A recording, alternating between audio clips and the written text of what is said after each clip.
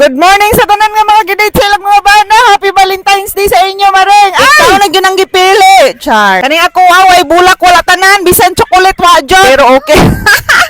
Wala bitaw may ani naga-egg wala mi Valentine's. Ano na lang liyaw-liyaw na tong kaugalingan sa pag-ingan nga dili man ta mag-celebrate ana. Di ka mamugusoy kung dili man hatag okay ra gyud na kaayo kabiter. Diba guys, busy kay siya nag-walking siya karon padulong sa San Fran. So ako po dinhi magsige na lang po kog boxing. Syempre mo pa pagmata na ako no, pero mag-filter ka. So mo na dai niya nga ako ang lawas karon.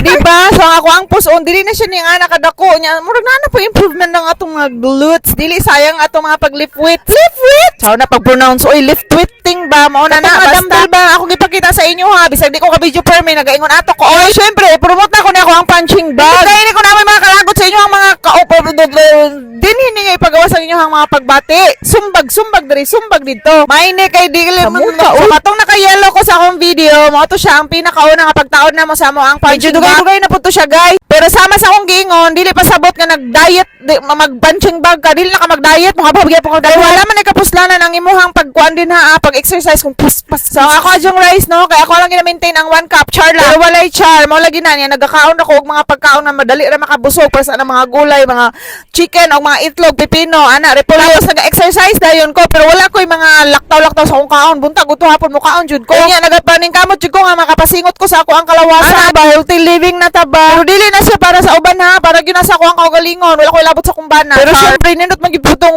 pagtan-aw niya nag-alaga ta sa tong self kay siya pod mag-conscious sa pod unya wala na ko ga soft drinks no nya dili po ko gapan so kay na siya makakuan guys makadako kinahanglan gyud ang tubig o ang sakto nga pagtulog kay ang oras bitaw nato sa tulog do kung dili sakto na dali ra na siya makatambok gyapon pero again dili man pagpaniwang ato ang purpose dinhi mag-exercise ta para ma-tone ang atong mga body di po ko gustuhan ng mga over nga na mga muscles nga mangburot oy char lang dili ko gustuhan na basta ma-tone lang akong body guys mao ra to bye ang link ako nasa comment section